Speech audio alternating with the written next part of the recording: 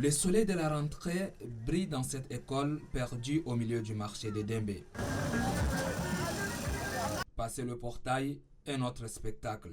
À l'accueil des arachides. Dans ces flonflons, les vendeuses et brigands s'illustrent comme des premiers élèves au grand désarroi de l'administration, impuissante. L'école a existé avant l'arrivée du marché. C'est le marché qui a envahi l'école, mais c'est très difficile parce que les gens ne défèquent que dans les établissements. Les surveillants du jour, c'est eux-là qui doivent s'occuper normalement que les enfants ne sortent pas, qu'ils n'entrent pas dans les marchés et que les gens de marché n'arrivent pas dans l'établissement vu que c'est clôturé. C'est donc les on fait avec qui paye lourd. Les salles de classe transformées en dortoirs dégagent une odeur enivrante, un lieu de refuge pour ces brigands, élèves envahisseurs. Les bandits habitent dans l'établissement, c'est leur maison. Ils ont pris des salles de classe en otage.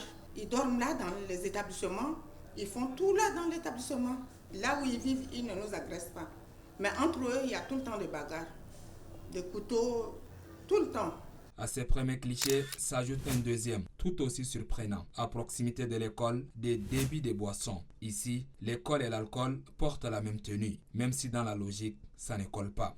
C'est inadmissible, là où il y a l'école, normalement, on ne doit pas avoir à proximité des écoles le marché et pire encore le bar. Dès que nous voyons un enfant en tenue devant le bar, on l'interpelle. On l'interpelle, on le ramène dedans, dans la cour de l'école, pour que les parents viennent chercher ces élèves-là dans la cour de l'école même. C'est pourquoi je voulais dire en amont que nous fermons hermétiquement le portail. Le danger plane et l'administration veille au grain pour que l'alcool et le tabac ne s'invident dans le sac des élèves. Car dans ce temple du savoir, l'éducation est sacrée.